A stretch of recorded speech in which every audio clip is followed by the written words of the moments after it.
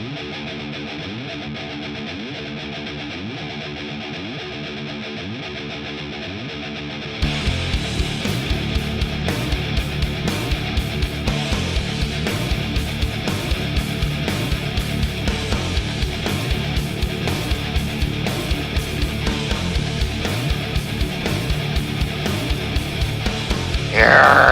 fired.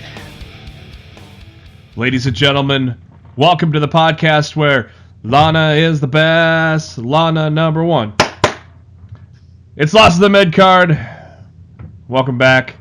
We took a week off. We didn't really miss much because Raw and SmackDown kind of didn't deliver after the Rumble, but they delivered a little better today and last night. We're recording on a Tuesday. I got something going on Wednesday.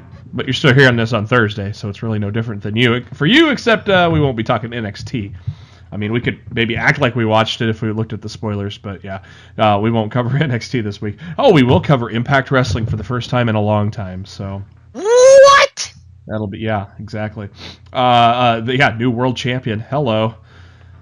So that's probably why we're covering them. Probably. Because of that guy. And Matt says the spoilers the outlook looks a little better, so we'll see what happens with Impact Wrestling. But first, thank you to SpiderDuck.net for being our host, enabling us to be on iTunes and any of your favorite podcasting apps. What you got to do, brother, is search for Lost in the Midcard. Hit that subscribe button, that way you know every new episode that comes your way every Thursday and Mondays after a WWE pay-per-view. You can also subscribe to us on the YouTube. Links to all that are on our Facebook page, facebook.com/lostinthemidcard. And you can get us on the pinned post there. Also on our pinned tweet on the Twitter at LITMC Podcast. I am your host, Jeremy Bennett. You can find me on the Twitter at JBHuskers. And my co-host, as always, on the Twitter at Raw F Showtime. It is Mr. Matt Black. Matt, how you doing? I'm doing good. Breaking news, 205 Live just announced one of the first round matchups next week will be Akira Tozawa going up against the UK's Mark Andrews. Ooh. So Ooh. That should be a good match. And a little bit of a British reunion for one Drake Maverick and Mark Andrews. You think they might know each other or something? Yeah, they kind of came in together at the British boot camp, so that's pretty cool. So we were gone last week, and not much happened, so you didn't miss much. We're going to cover a couple headlines though that did break majorly last week. It's been really quiet since the Rumble. Yeah, like isn't that weird? Like you'd really feel like. You'd feel like, no pun intended, that business should really be picking up post-Rumble. But, the last week, it's just kind of, I don't know. Last week, SmackDown was better than Raw, which I was happy about, because, it's been a long time since I've been able to say that. Yeah. But, it just, I don't know. The shows just kind of felt there, and the shows this week, I thought both shows were overall good. But I didn't feel like any of them were like, this is a Road to WrestleMania episode right here. Yeah. So I don't. Maybe this double pay-per-view leading into WrestleMania is hurting them. Like you got the Chamber and you've got Fastlane, and I feel like maybe this double pay-per-view between Rumble and Mania are kind of hurting the normal build to WrestleMania that we're accustomed to seeing. Plus, could you really trust creative to come up with something creative for 2 straight months on the same topic? There's that. So some interesting developments heading into said pay-per-views that are coming up, which we'll get into on our Raw and SmackDown reviews. Let's talk what we just saw, Matt. We just saw the Mixed Match Challenge before we got on the air here. And as I've been saying, the month that this has been going on, I've been thoroughly entertained from everything from their social media posts and videos to the everything in the ring and outside of the ring. And Matt, tonight with Mandy Rose and Goldust and Naomi and Jimmy Uso, it was an entertaining episode, wasn't it? Dude, like, I don't even know if this is a word, but, I'm just going to throw it out there. Like, and the Mixed Match Challenge is the funnest 30 minutes of WWE television on each and every week. Yeah. An NXT might be the best hour of television, but the funnest 30 minutes that WWE produces each and every week right now is the Mixed Match Challenge. It's just fun and entertaining to watch. Yeah. And I wish all WWE programming felt a little bit more like this. I mean, not all of it, but if they just mixed some of the great, entertaining, funny aspects that the Mixed Match Challenge offers, and mix that in with their real programming that you get on USA on Monday, Tuesday nights, I think it would benefit WWE big time. Because people want to tune in and have fun. We want to watch. We want to be entertained. We want to laugh. We want to, get invested. We want to, care about the performers. And letting the performers go out, and do their thing and have fun with it. You can tell they're having fun and you have fun with them. Yeah. And, sometimes I feel that's missing from, like, the standard WWE programming on Monday and Tuesday nights. Yeah, and the match started off with some fun. Before it got serious, it started off with some fun. Jimmy and the special guest referee Daniel Bryan and Goldust were all dancing in the ring, and Goldust blew up because of it and told Jimmy to slow down because he's getting old. He's a lot Jimmy's a lot faster. That was some fun stuff.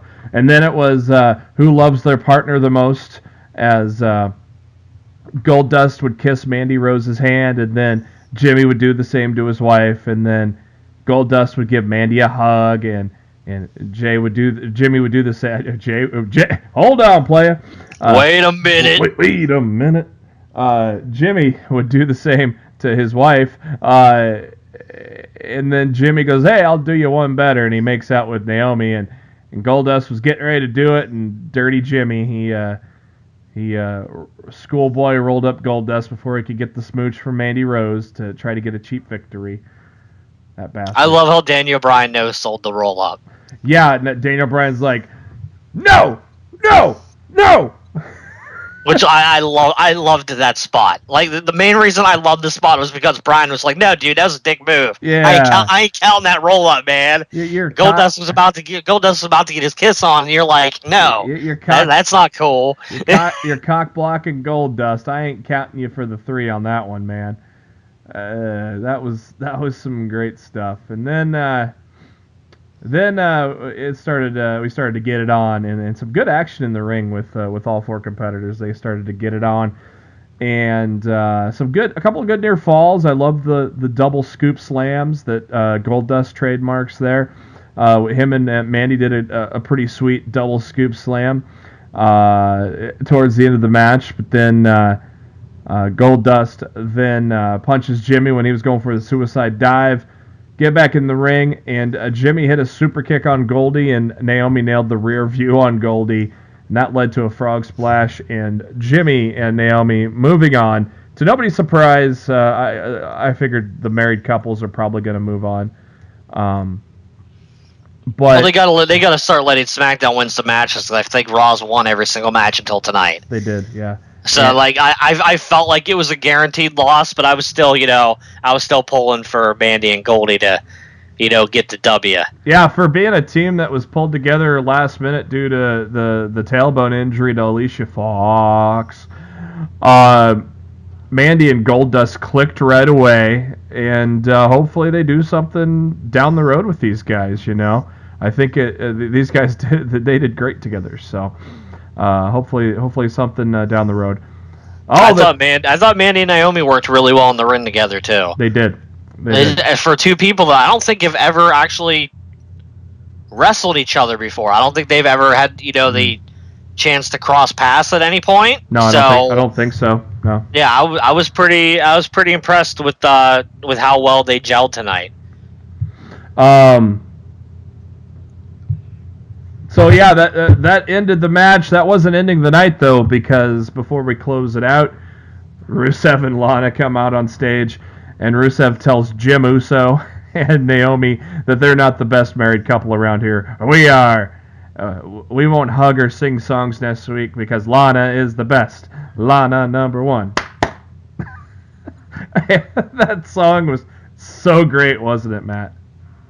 Dude, everything about Rusev and Lana are great. Oh my god. And Lana singing "It's Ravishing Rusev Day." And just some good stuff from Rusev and Lana. Yeah, I think so. I definitely think SmackDown's going to get another win next week. Yeah, but but I don't think the married couples are on the. I don't know if they're on the same side of the bracket though. I'd have to look. I'm pulling it up. I'm pulling up the bracket right now. I know they said the winner of tonight's matchup was going to end up facing Bliss and Strowman. So yeah, Uso and Naomi about to get flattened. Yeah, man. Why didn't they pair the married couples, man? Because they knew they weren't going. Because I don't think they wanted SmackDown versus SmackDown. Yeah, I know. In the second round, I think they're trying to. I think they're trying to push the advertisement of Raw versus SmackDown matches. So that's probably why. Well, I mean, at least in the same bracket where they could have both won and then faced each other is what I meant. I mean, they can face each other in the finals. Yeah. Jimmy and Naomi are really going to beat Strowman and Bliss. Yeah. Yeah. Dummy! It could happen. I thought... Anything could happen in the World Wrestling Federation. Thanks, pal. Oh, by the way, when you started your Vince, when I said, here we go, here we go is my cue for I'm hitting the record button. Yeah, you're on the recording in the beginning, so... And this ain't the first time. Like a couple weeks ago. I know. I've been told before that something else I said was in there at the beginning. Yeah, something like, shit. Yeah, shit. I don't know what that was all about, but Matt was excited to record or something. I don't know. You can edit it out at the beginning if you wanted to. You left it in there on purpose. Well, actually, I forgot to take it out, and like tonight, I'm not going to take it out. It's going to be the Easter egg in the beginning of the episode. See if you can catch it while the music plays. As everybody that's listening to Lost in the Midcard this week rewinds to the beginning to wait and see if they hear it. Yeah, with obviously the winner of this match getting flattened by Strowman and Bliss next week, as you said. It's not next week. It'll be a couple weeks until we see that match. Week 8, so a month from now. Yeah.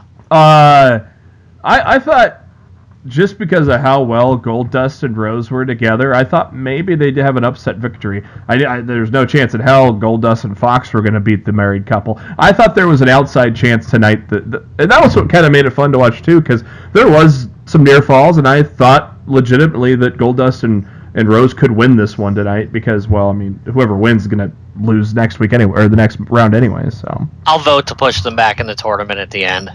Yeah, that's gonna be the team I'm gonna vote for. I'm gonna try to get Rose Gold back. You know, it could be them. I don't know. It could be them. Shinsuke and Nakamura. Yeah, Shinsuke and Natalya. That's gonna be... There's a chance they could get back into. But I've already made up my mind. If they, I want to see Rose Gold again. So if somehow Rusev and Lana loses next week, they could be the favorite to go in there, the fan vote. So that would be terrible. There's no way they should lose next week. Nah, because it doesn't look like Elias and Bayley are really clicking, anyways. Like on purpose. We're talking kayfabe, pal. I would have been much more intrigued to see this match if it would have been the original team of Bayley and Samoa Joe. Yeah. I think that could have been some really entertaining shit. Get well soon, Joe. I miss having you on TV, man. Word is mid-March he'll be back, so it looks like he may but I mean, mid-March he might miss WrestleMania again. Put him in the Andre and have him win it. Ugh. The only way it's worthwhile is if he wins that worthless match. Well, maybe he'll make it not worthless anymore.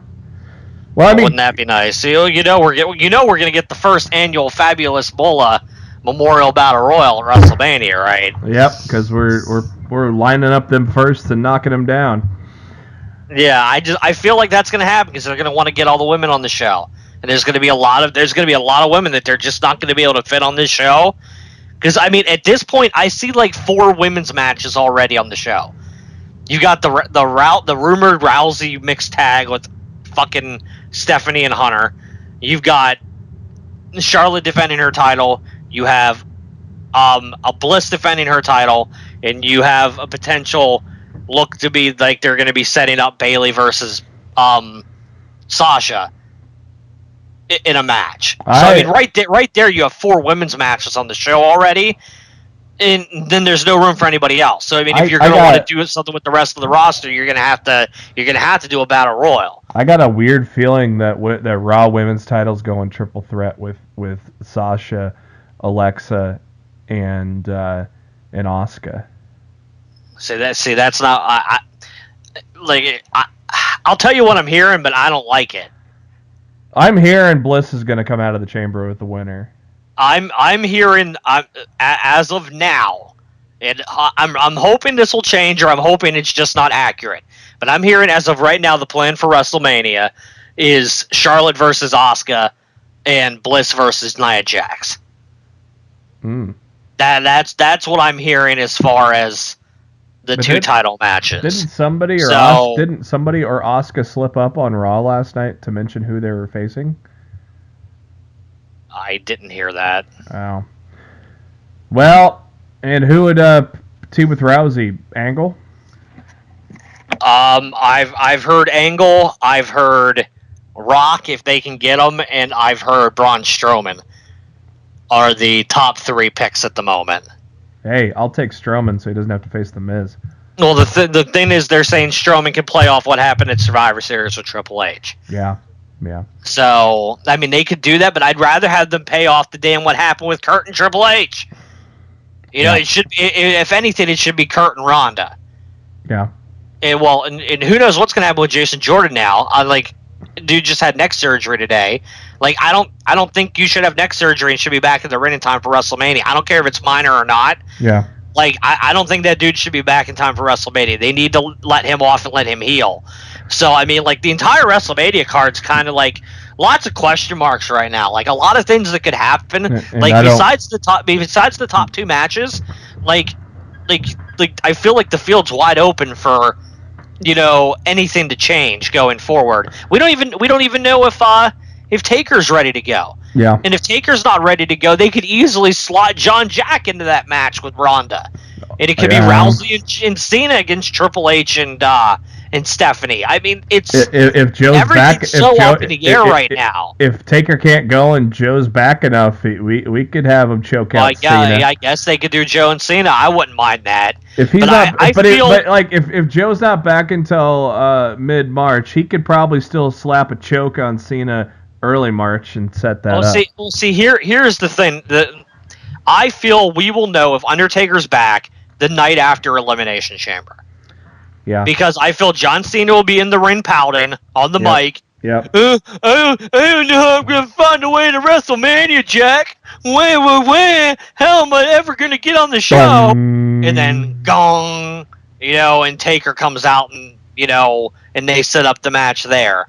But I find the whole idea of John Cena whining about how he's going to get to WrestleMania is probably one of the worst storylines of 2018 so far.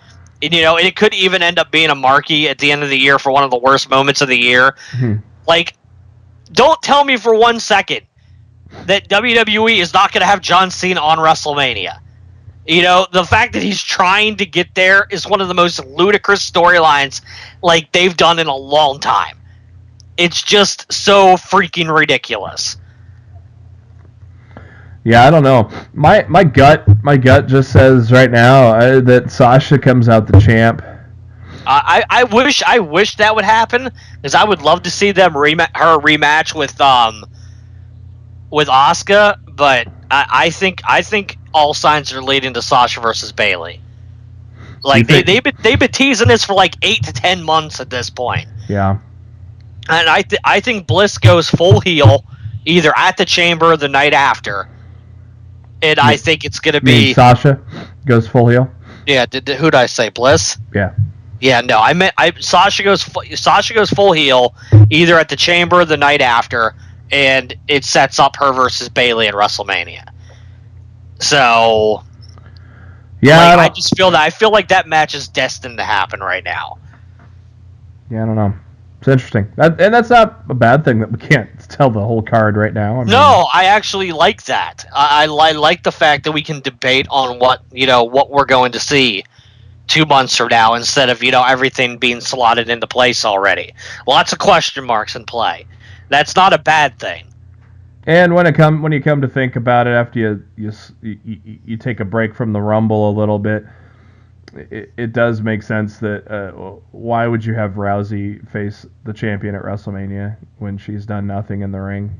Yeah, so it kind of makes sense there. I don't want to see a tag match against Steph and Trips either, but I really don't. I'd rather would have seen her compete for the title. Yeah. Before I wanted to see this match. Like, I don't want to see this match.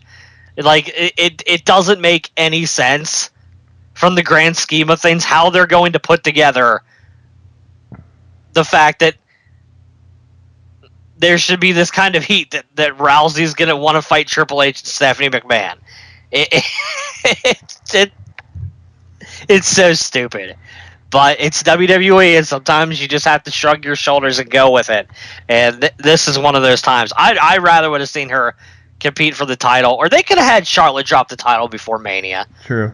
They could have still done Charlotte and Rousey. Like they could have had Carmella cash in. Yeah. They could have Carmella cash in and take the title away from Charlotte. Well, and we're still getting Rousey and Charlotte, but it's not for the title, and that's still a marquee match. Yeah, that's gonna be that one-on-one match is gonna be a big time match. Maybe whether there's a title involved or not. Maybe that's how they do it. Maybe Carmella cashes in before Mania. I wouldn't hate it. She's running out of time. She only got a couple months left. Isn't Money in the Bank in June? June, yeah. Yeah, so she's running out of time to cash that sucker in. It only lasts a year. She finally tried last week. Yeah, I thought they should have done it there. Yeah, I thought they were. I thought it would have been a good spot to do it in. I wasn't expecting her to come out. All of a sudden, her music played. I'm like, oh, here it is. No. I went to a WWE live event over the weekend. Thanks to my buddy Ryan, we got to sit in the suite at Pinnacle Bank Arena. It was a lot of fun. Was it too sweet? It was too sweet. I was living like Vince McMahon. Did you do the strut? I did. Balor kicked off things, took on Bo Dallas. Is Axel filming a movie, or is that just kayfabe and he's kind of hurt? Is he hurt? I don't know. No, he hasn't. He wasn't at the house show and he wasn't at Raw. Was Bo even at Raw? Yeah, Bo walked out with Miz for the EC qualifying match. But it was just. And Axel didn't? No. They're saying shows you how much I was paying attention. Graves said Axel was auditioning to be an extra in a movie or something. Something like that. Something funny like that. So I don't know, but I haven't heard anything about it. So sounds like a storyline excuse, but I have not heard anything about him being hurt or injured or sick or anything like that. I mean, I guess we'll know in a week or two if he's still not on TV. People are gonna have to start asking some questions. It's been a couple of years since the Heath Slater's kids thing, and the He Got Kids chants are still loud and proud. Well, I think that's the family reunion actually started in my town of Lincoln, Nebraska. That's the SmackDown that he brought his family in the ring. So maybe that's why the He Got Kids chant is still loud and proud there. I don't know. They took on the Revival and got beat, and Rhino cut a promo about how Slater's been toughening up, but it didn't happen tonight. Slater grabbed the mic and challenged another tag team to come out to face them, and, well, Braun Strowman came out. Oops. Oh, God. Goldust got a nice pop from our crowd. He even got a chant to start the match, which was interesting. He took on Kurt Hawkins for loss number 168. And then the next night down the road in Omaha, Hawkins took on Goldust again for loss number 169. And one of those matches Goldust dedicated to Mandy. And Hawkins then said, "Oh, no, tonight's my night. I'm going to win. This is not going to go to 170. I'm taking on whoever comes out next." And Braun. It was Braun, yeah. So it was at 170 after the two nights in Nebraska. Titus Worldwide took on Gallows and Anderson. They had a pretty lengthy, nice match there. Gallows and Anderson won with the Magic Killer. I was going to say, please tell me the club won. Yeah, they did. Bray Wyatt and Matt Hardy was a great match. Matt got on the mic before the match and said tonight's the public deletion of Bray Wyatt. Oh, shit. What happened? Roderick Strong beat Hideo Itami. Ooh. Roderick Strong moves into the round of 8 in the Cruiserweight tournament. Holy fuck. Wow. I did not expect that. I didn't either. I figured all the I non-Cruiserweight... was like, oh, it's another guest involvement, and Hideo's going to win. Yeah. Wow, who Cheerios did Hideo Itami poop in to get booted in the first round of this tournament? Holy shit. Well, whose Cheerios did he poop in to get sent to 205 Live? Well, look, they're trying to do things with this brand. Well, he hasn't done anything with that brand hardly since he got there. Well, clearly he ain't doing much now. Damn, I thought this match was going to be great, but I thought it was going to be a lock. I legit thought it was a lock that Hideo was winning this match. Yeah, I just thought they filled out the bracket to push some of the cruiserweights into the next round, so they put in Tyler Bate and wow, fucking Roddy, man. Tyler Bate is refuting reports that he has heat with WWE right now. There were reports that Bate had heat because they wanted him to work a main roster loop, and he had another commitment at the time, and so there's speculation that that's why he has heat. But Bate said, well, here's the problem. If Bate has heat, he doesn't know he has heat. Yeah. Because he's not around enough to know. You're coming in and you're losing a match. They're not going to tell him, that he's got heat. You got heat, bro. Also signed for next week, Team PowerPoint Explodes. It's Drew Gulak versus Tony Nese and another first round cruiserweight title tournament matchup. Yeah. So now we know our 2 matches for next week. Nice. And I've liked what Drake Maverick has done so far. I thought he had a good debut and did well on commentary on Raw. I still want to call him Rockstar Spud. I know. Cole called him that. Yeah, formerly known as Rockstar Spud, and I'm like, WWE never does that. What the hell? Yeah, that's interesting. A lot of people think it's because Nakamura. No, they've spent all this time establishing Shinsuke Nakamura as, the artist and the rock star on SmackDown. So it makes sense that they don't want to confuse their audience with those gigantic letters that nearly decapitated him last week. I don't like those words at all. That was weird. The only thing I've liked so far that they've done the words with was the Sin Alone with the Rusev Day. Aiden English tonight with the bouncing Rusev head. Like that's the only thing that I've liked them that they've done with the letters so far. More proof that Brother Nero is going to be back as Brother Nero at the house show. Matt sang the obsolete song. So that was pretty cool. Weird moment in the middle of the match. Matt grabs the microphone and does his... And the lights in the ring go like haywire. It was weird. And I'm sure that's a test for television then. Yep. It was middle of the match, he grabs the mic, laughs, the lights flicker, and yeah. Did the crowd react, or did they sit on their hands? I don't know. I was drinking. Well, I'm delete. It's clearly a test of crowd reaction. Yeah, because they use things on house shows to test. That light thing wasn't that light thing didn't get a pop, and it didn't. Okay, then they'll probably never use it on TV. People are probably getting tired of the laugh. I mean, it's cool, but clearly Vince it doesn't, and that's the problem. Yeah, Vince is not tired of the laugh, and like I like the laugh in small doses. Matt Hardy as the woken/broken character is so fucking amazing on the microphone that turning it into a one-note joke with that laugh it's just an incredible disservice to Matt Hardy and the character that he has created. So I really hope that they don't, continue to go to the well with the laugh, and they let the man fucking talk, because he owns all the trademarks now, like officially. Yep. It can't get any more official than this. So like anything he says and does now can't be, taken away or disputed or anything like that. Matt Hardy wins with a twist of fate. I think this is the perfect feud for the beginning of the Great War, is just to continue to feud with Wyatt. I think it's been good. I'm not getting tired of it yet, so that's good. Do you think we get Hardy and Wyatt at Mania from the Hardy compound? I think so.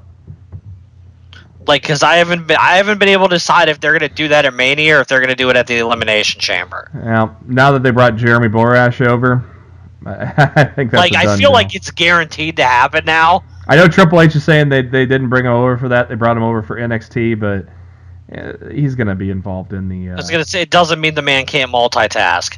Just because you brought him in for NXT doesn't mean people from NXT aren't doing other things with the company. Yeah, we'll get into that when we talk about Borash here.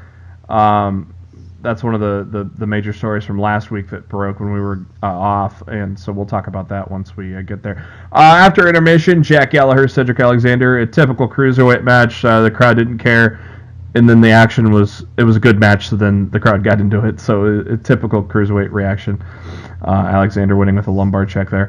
Gallagher doesn't wrestle in a suit on the live shows, by the way. See, funny enough, Cassius Ohno doesn't wrestle in the jersey on the live events either. So that's kind of weird. Bayley and Asuka took on Bliss and Jax. After that, the odd part was Jax got a bigger pop than Bliss in that crowd, so that was interesting. She's gaining the fan support, man. She is. Asuka got the hot. They worked on Bayley. Asuka gets a hot tag, puts an armbar on Bliss. Armbar. Next, we get graced with a concert from Elias. Not many people wanted to walk with Elias, so I'm not sure what was wrong with those people in my town. But they were booing him. They shouldn't have. Elias does the song Trashing Lincoln to the tune of Nutshell by Alice in Chains. So I was wondering if we were going to get him doing the same thing this week. I thought that would have been interesting, but he didn't pull out the Alice in Chains on Raw this week. He didn't like us singing along to Nutshell. A lot of Alice in Chains fans in the crowd. I was singing along. So he brought out the bar, and they did an Irish bard drinking song before Seth Rollins interrupted. And then Roman Reigns. We got a little 2-on-3 handicap match between Rollins and Reigns against the Bar and Elias, and a blackout and a spear at the same time for the 1-2-3. So fun times at the WWE live event. I wasn't planning on going, but a buddy of mine invited me, so glad he did because it was a good time. A lot of fun. The big news while we were away, the XFL is a thing officially. Oh my god.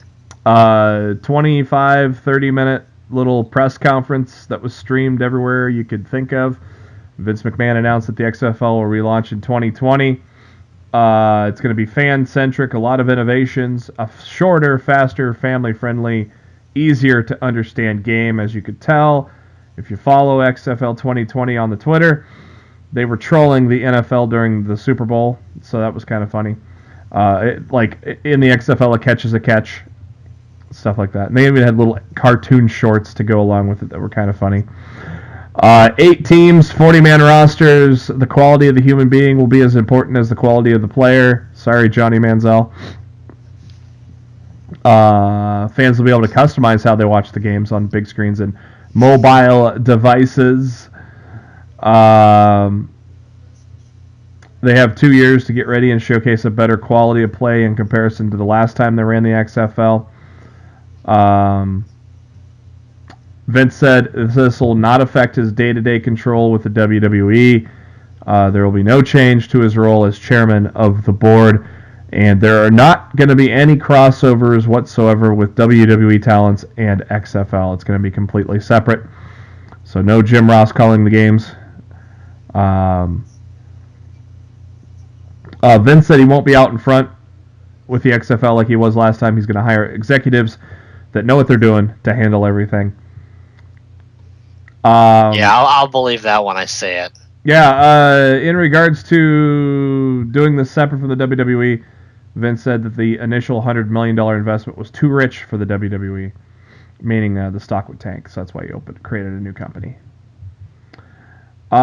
Cities will be announced in the future. And then he answered a bunch of questions from the media. I don't know if there was really any groundbreaking questions there. One was, did the documentary have any bearing? And Vince said no. He's been talking about relaunching the XFL for years. I don't know if I buy that either, Matt. I think the interest in the 30 for 30 documentary had a lot to do with this. Yep, I agree.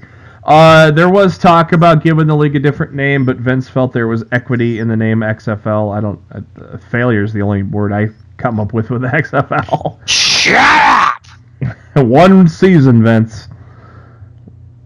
One season.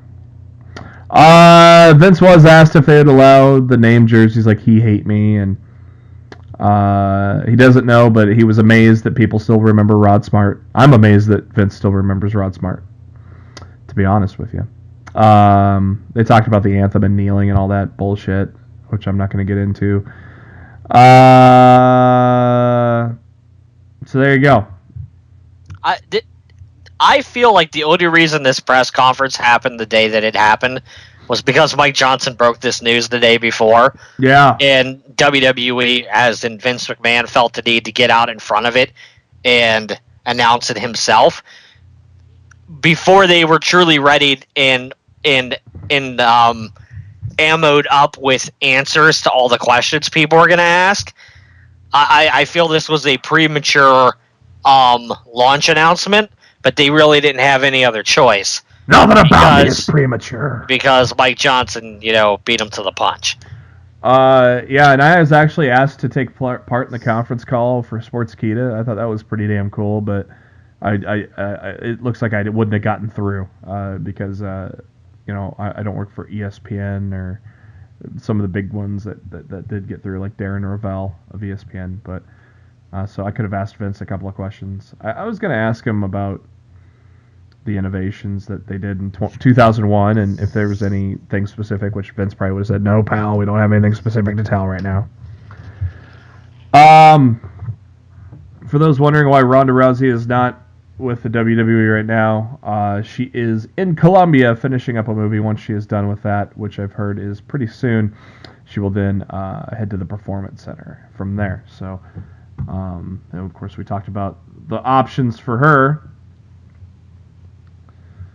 which still don't make sense, but I guess the whole hesitant handshake, they're going to just play off that and then play off Mania from 3 years ago, I guess. It's Stephanie obsessing about putting herself in the spotlight.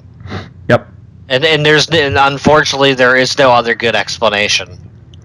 Other than that, Stephanie wants to be in the spotlight, and I think it's a disservice to Rousey. For her first match to be this, but I'm telling you right now, I don't want to see Rousey selling anything to Stephanie McMahon. No. Like, a Rousey better just go in and just beat that ass. Like, Stephanie shouldn't get anything in on Ronda Rousey in her first match, to make her believable going forward as the badass that we know Ronda Rousey is.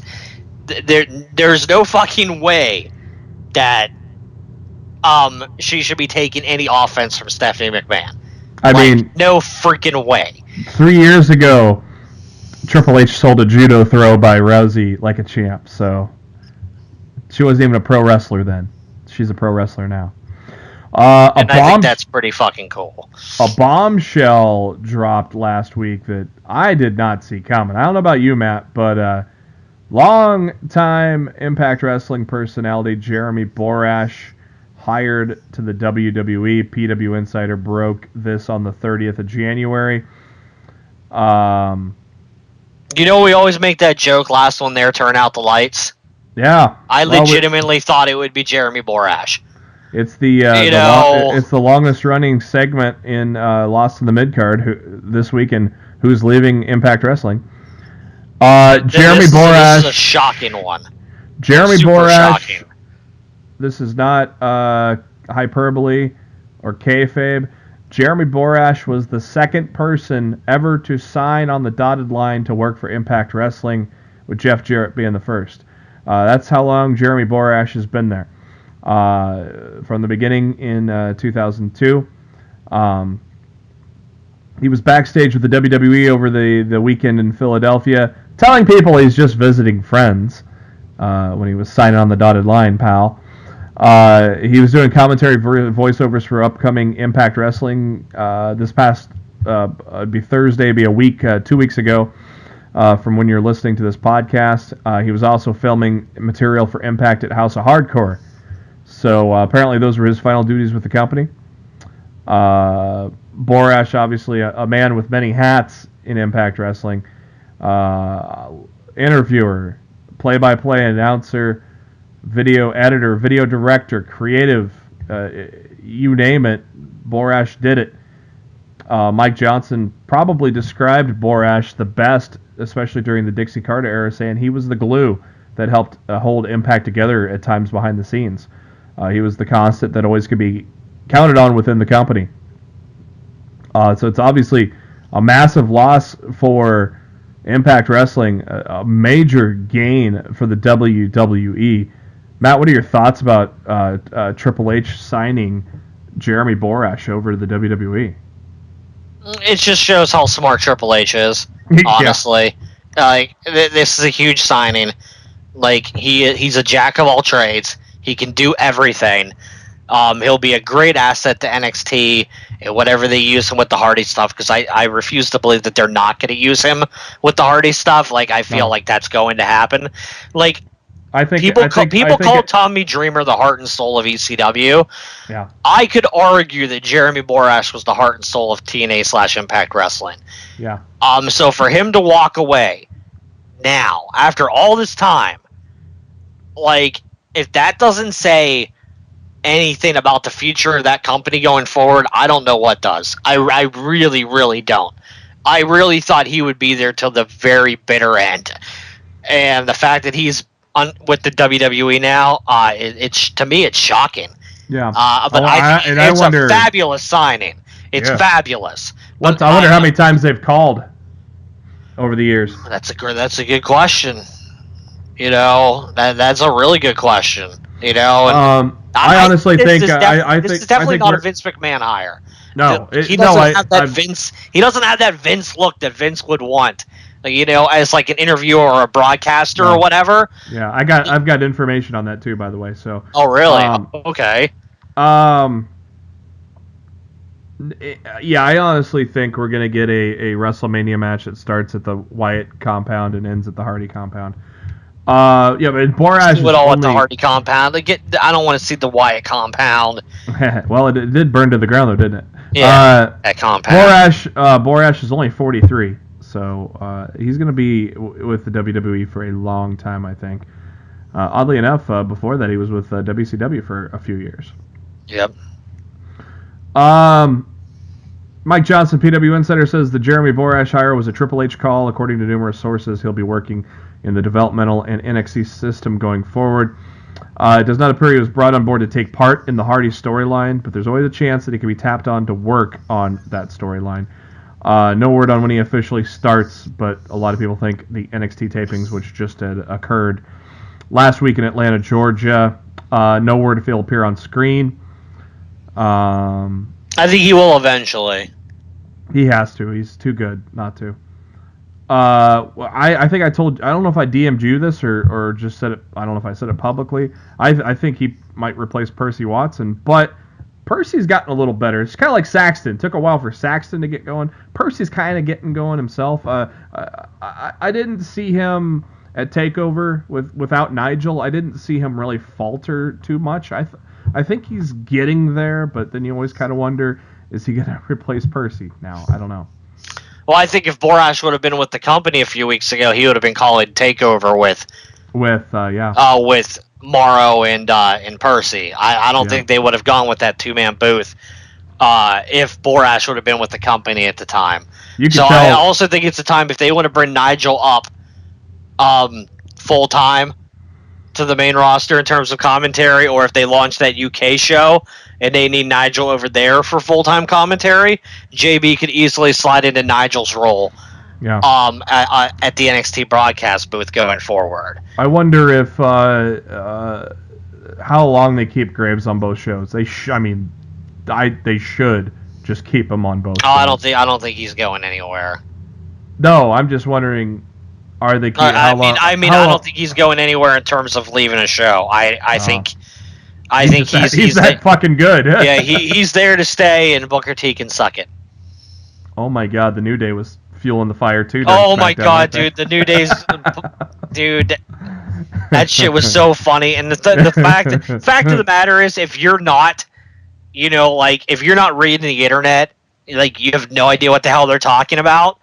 But their one-liners tonight regarding that shit was funny as hell, and I wonder what Corey's reaction was to that stuff sitting at ringside. So I don't know, but I heard Corey. I don't know if it was Corey or Coach during Raw let out a snicker a couple times. One was when Mickie James said "Yeah, baby" or something like that. I heard. Oh man, there was one point on Raw where Corey threatened Coach. That was when Austin came out and said, "Coach, you better be careful, or you're gonna be ousted and be forced to do afternoon radio." And I'm just like, "Oh my God, I know what that was from." Not just afternoon radio, afternoon local radio. You threw in the local. Oh my God! Seriously, whatever respect I had left. Whatever respect I had left for Booker T is gone. After hearing that, basically saying on his show, like, dude, grow up. He wants to fight him. You petulant child. Yeah, like, seriously, like, you're still employed by this company, and you're gonna go out on a radio station and say that if you see this guy in public outside of the WWE, you're gonna beat him up. Like, if I'm WWE, I'm calling Booker. I'm like, dude, you say anything like this again, we're just gonna let you go. A lot of started, and I think this might have been on Meltzer this week. Meltzer's starting to think this could be a shoot. Oh, it is. Work. I mean a work. This could be a work. A shoot that turned into a work is what he was saying. Like, this is now dragging out into a work, but it was a legit shoot. The beef between them, but now he thinks it's turning into a work somehow. I don't know how. Think so, because I don't think they'd medically clear Graves to get into the ring. No, the only thing would be he'd be a manager or something, and that would be dumb. And I don't want to see Booker in the ring again. Mandy Rose just liked my tweet. Yeah, I don't want to see Booker T in the ring again. Nah.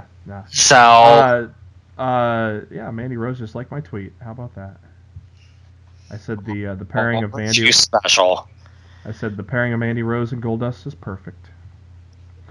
Back to Impact. The plan was to transition Josh Matthews off of commentary into a character, as he was going to be the spiritual advisor to Matt Sydal. Which is still going to happen because it's already been filmed. Yeah. So either Josh is going to do both, or they're bringing in someone completely new, which I don't know. But I wonder if they give old Mike Tenay a call, because they may be like, "Hey, Mike, yeah, we kind of need you." Oh, dude, bring back Tenay and West. I think Tenay and Callis would be good together. I loved. I know what you're saying. Duo of Mike Tenay and Don West. And they did what? Bound for Glory together? When did they bring West back for? They had West work with damn it, that guy that used to work for ESPN. Brados. What the fuck is his name? Max Brados. Robert Flores. Oh, Robert Flores, yeah. Him and Don West did the commentary for Bound for Glory, which I felt was like the best commentary that company's had in in a number of years. I thought they worked really well together, and I enjoyed their commentary. I love Borash and Matthews have gotten better now that they're not bickering at each other like a bunch of children. Yeah, I've noticed that when I watched. It's still not as good as it could be. Oh yeah, the plan was to have Borash and Callis work as a team when Matthews was going to. I would have been fine. I would have been fine with that. Yeah, so I'm wondering if they'll reel in someone new. I don't know who, but hey, we'll find out, I guess. A bunch of executives talked about the recent departures of Impact Wrestling. Nordholm talked about Borash. He said Borash is leaving, joining the WWE. We wish him all the best. He's a talented guy. Has been with the company forever. And then he no-sells it by saying, we have a lot of talented guys. Change is good. Gives other guys a chance to step up. Yeah, we'll see if they do step up. Demore on Borash said, we will always wish Jeremy well. I got one of my first breaks from him. He hired me to be a producer for World Wrestling All-Stars. So we have great players ready to step up. So that must be the company line. Demore on EC3. Well, clearly they're not going to sell the fact that this is a major blow to their company. They're gonna do all the damage control that they could possibly do. Demore on EC3, he notes that EC3's contract's not up, but he came to us. We had a frank discussion about where he saw himself going. We decided to sit down and work something out on how to plan and wrap up his exit from the company. He said he didn't watch TakeOver, but when he showed up on screen, Demore's phone started blowing up. He texted EC3, he said, congratulations, all the best to you. You got nothing but love and support from us here, and if you need anything, you know where we are. And EC3 said the same thing back to Demore. Nordholm on Bobby. Bobby is free to figure out what he wants to do next, whether it's wrestling or mixed martial arts. We wish him the best. He's a great talent. It's foolish to say no, we wouldn't retain him, but he has his own ambitions and what he thinks is good for him next in his career. AKA, he's leaving. Yeah. Then Callis said, let's talk about the good. We've got Brian Cage, Austin Aries, and John Hennigan now in the company, so it's not all bad. As, of course, we know by now, the first ever Elimination Chamber for the women will be at the pay-per-view on February 25th in Las Vegas, Nevada. Technically Paradise, Nevada, which is outside of Vegas, but hey, who's counting? We'll get into who's in that match later. New Japan returning to the United States on March 25th for Strong Style Evolved. It sold out in 20 minutes. Love it. It's only 4,700 seats, so yeah, they may be looking to may look to go to a little bigger arena in the future with that sellout.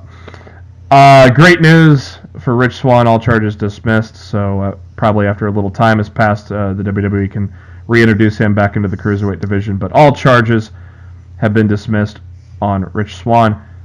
So that takes care of all the old news. Let's go to the new news. Jesus Christ, I'm going to New Orleans. Was not going to Supercard of Honor. Now look what you do to me, Ring of Honor. No, there's no way you can't go. You now put in Cody Rhodes versus Kenny Omega in their first ever singles bout at Supercard of Honor. Are you kidding me? Is it on sale yet? I think so. If not, it's any day now. Otherwise, it's probably sold out if it's been on sale. Let me look. I'm looking. Yeah, I've already paid a bookie for the Raw after Mania, so. You and your bookies. No, I had to go to StubHub because I didn't realize the Raw tickets went on sale yet. Usually I catch that announcement, and lo and behold.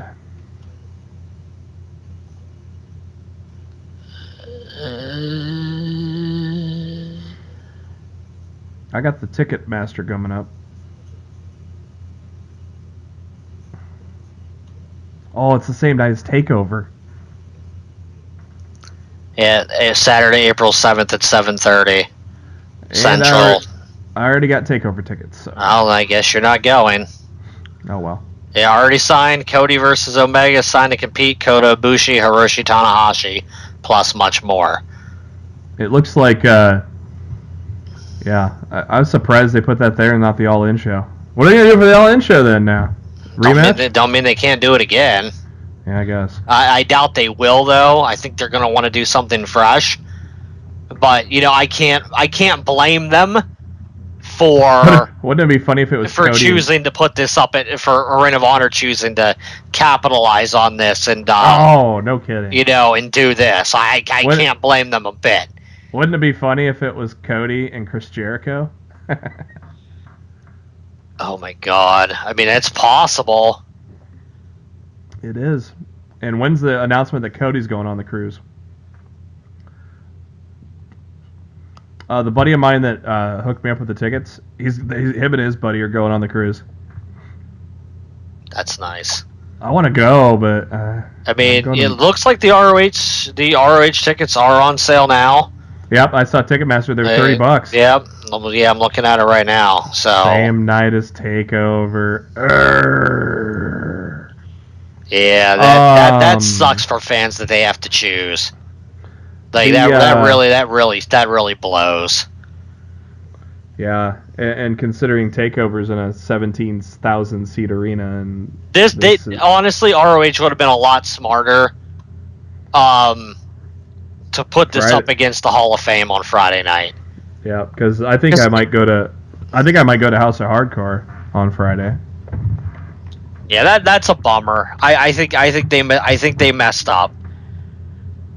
Yeah, I think they would have been a lot better off, doing it that way, like doing it Friday night. I think they would have gotten more people from the Hall of Fame than they would have gotten out of against Takeover.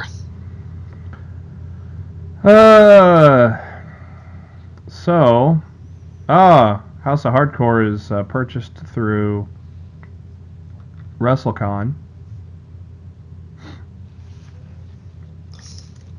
$45 for reserved floor seating. I can also buy the Impact Wrestling tickets that they advertised about 8 times this week, didn't they? I've heard that they're selling very poorly. The Impact ones? Yeah, I've heard some indie companies there that weekend are outselling them right now. Ouch. Bleacher seating is $35.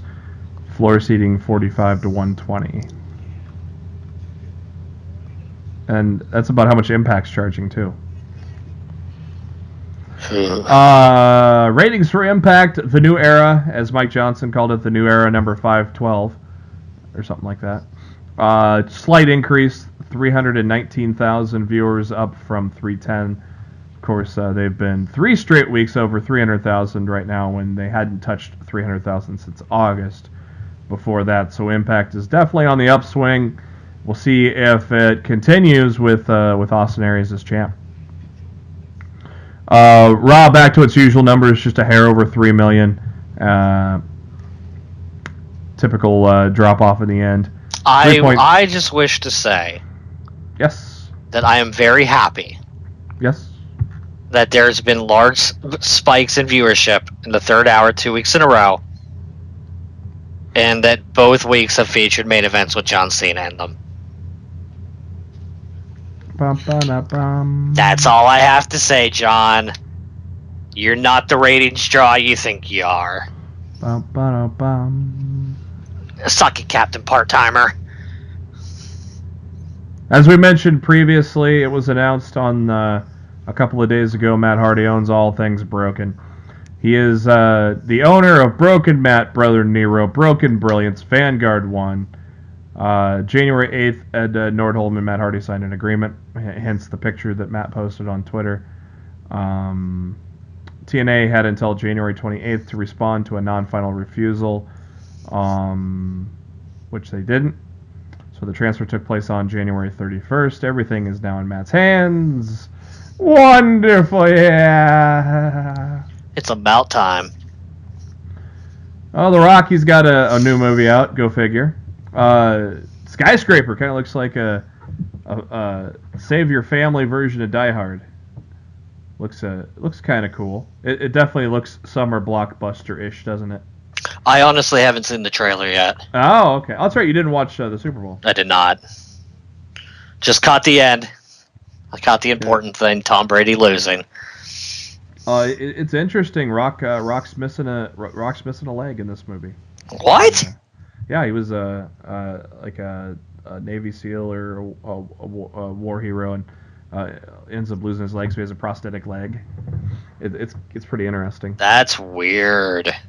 Um, he's like a security consultant or something that is brought over to Japan for the world's largest skyscraper, which is like 240 stories, and it's definitely summer blockbuster. It looks kind of cool. Looks kind of Die Hard-ish, so I think it'll be okay. I don't think this will do the numbers Jumanji did, but No, Jumanji was a freaking insane. I need to see that. I heard that was really good. I've heard nothing but good things. I just have not had the time to get to the theaters to see it. So that Phil Brooks guy, who's that? He's teasing. He goes by the name of Coach. He's teasing. He's teasing UFC 225 in Chicago, June 9th. Dude. Look, if he's gonna fight again, that's the card to put him on. Yep. Like, for real. Like, it's a no-brainer. It's an absolute no-brainer. Punk tweeted on the 3rd, which was that Sunday or was that Saturday? I lost my days. That was Saturday.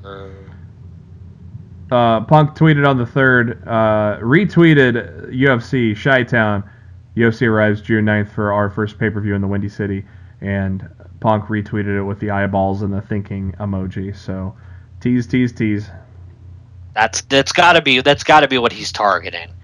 And Dana White's not dumb. Dana White knows that CM Punk's going to sell tickets in Chicago, and he's going to get a hero's welcome regardless of how his first fight went, because it's in Chicago. So if you're worried about like the reaction that he might get at another venue in anywhere else in the world because of his first fight, Chicago is the place to put him in the octagon again and give him another chance to, right the wrong of his first fight. As we, I believe, mentioned on our last show, after the Rumble Coliseum home videos being added to the network, they are here now. Some great stuff. Bloopers, bleeps, and body slams. That'll be a good one. I think that has a lot of the brain in it. Grudge Match 86, a couple of cool steel cage matches. WWF Super Tape, WrestleFest 90, 91. A bunch of just awesome stuff from the late 80s, early 90s. So again, making your $9.99 the best $9.99 you spend every month. And that Rock guy, he's kind of popular, isn't he, Matt? Speaking of $9.99, yeah. What do you feel about the Honor Club? I don't know about the Honor Club. The Honor Club is Ring of Honor's WWE network, essentially. Oh, our buddy Marcho told me about this. You only get half off the pay-per-views, though? Well, you get the pay-per-views if you pay the annual fee of $119.99. So it's essentially paying for WWE Network for an entire year. So if you pay the $119.99, you get every single ROH pay-per-view live, but you have to pay all at once. You can't pay... you can pay $10 a month, but then it's only 50% off the pay-per-views and stuff like that. So Ring of Honor doesn't do 12 pay-per-views a year either. They only did last year 1, 2, 3, 4, 5, 6, 7. They did 8 pay-per-views last year. Technically they could do more. So it's if they do more, cool. If they keep it at 8, well, you're still basically, if you pay the 112, you're basically paying for 4 pay-per-views, getting 4 for free, so it's still a good deal. And they say they're gonna live broadcast live events. Like when ROH is like doing house shows and stuff, like you're gonna be able to watch them on this Honor Club type thing. I mean, I like the concept. I'm just a little cringy on the all the money at once thing. I'd rather them lock me into a contract, like an annual contract, like lock me in for 12 months at $9.99, where I can't cancel it, and I would be more inclined to do that than I am to give them $120 at once. Yeah, I would too. I wish they would give that option. Actually, that's going to be something I might actually reach out to ROH and suggest that, and see if they have any interest in attempting to do something like that, because I think that would entice more fans to do it. Like, I just feel like the 120 at once is kind of steep for the average wrestling fan. Don't really want to throw down $120 at once for something that you're going to be using throughout the year. So yeah, it's a little pricey. ROH, it's a little pricey. I think you can do better. I think you can do better by the fan. I'm sure there's something you could lock somebody into a contract like the phone companies do, and and stuff like that. I'm sure there's a way to do that. So I really think that's something they should look into. The Rock was on Jimmy Kimmel, which was live after the Super Bowl on Sunday, and The Rock announced that he will have a new series on NBC. It's going to be called The Titan Challenge. It's going to be his production company, $7, combined with A. Smith and Company, which does American Ninja Warrior. This sounds... I don't know if you heard anything about this yet, Matt. No, this is the first I'm hearing about it. To me, it sounds like the Broken Skull Challenge indoors. I'm sure Austin's thrilled. That's what it sounds like to me. If I'm Austin, I'm pissed. Here's the story. The series will take inspiration from American Ninja Warrior as well as American Gladiators in terms of its competition events, following normal everyday Americans as they compete in challenges that affect the mind, body, and heart. This sounds like Broken Skull Challenge to me. Doesn't it? Well, it could be. The events at Broken Skull Challenge are hardcore. Well, I call it Broken Skull Challenge. I call Broken Skull Challenge the basically American Gladiators without the gladiators. So, well, I think the things you see in the Broken Skull Challenge are a lot more hardcore than you saw on American Gladiators. Yeah. Everybody had like everything was on like rubber padding, and everything was kind of done hell of a lot safer than you see on the Broken Skull Challenge. I mean, that shit gets real. Yeah. On there. So if it's more American Gladiators, I don't really think Austin really has a leg to stand on there. But if it's more real and grungy Broken Skull Challenges, if I'm Austin, I'd be a little pissed. Yeah, to me it just feels like it's that, but it'll probably be indoors. I don't know. We'll see. It's going to be 10 episodes. They don't even start filming until September. There's no date for release yet, but it was just announced by The Rock at the Tonight Show after the Super Bowl. So, and of course, he was there to promote Skyscraper as well. And I liked American Gladiators back in the day. I mean, if it's like American Gladiators, I'll watch it. Hell, I loved it when they came back with Hogan and Matt Morgan. Yeah, I watched that too. Yeah, I'd watch a reboot or a knockoff of American Gladiators as long as it's fun. I'd watch it. There was another thing. Is like I can't remember what it was, but like the 6 champions come back for the finale or something. It just a lot of it sounded like Broken Skull Challenge to me, but we'll see. All the champions coming back for the finals sounds like American Gladiators. Yeah, well, like the winner continues on to the next week or comes back the next week and. Yeah, but they don't do anything. They just stand there and see if the person from this week can beat their time. Yeah. Billy Corgan, he's doing some business. Billy Corgan has announced that NWA World Heavyweight Champion Nick Aldis, he's going to defend his title on March 24th at House of Hardcore's return to Philly, Pennsylvania, when he takes on Tommy Dreamer. So Dreamer will challenge Aldis at House of Hardcore for the NWA Championship. So pretty cool how Corgan and Dreamer are getting together to combine forces. And Mike Johnson, PW Insider notes, this will be the 20th championship defense over the next 60 days for Nick Aldis. That's impressive. That's a fighting champion, pal. Fuck Magnus. I know you hate him. He's a piece of shit.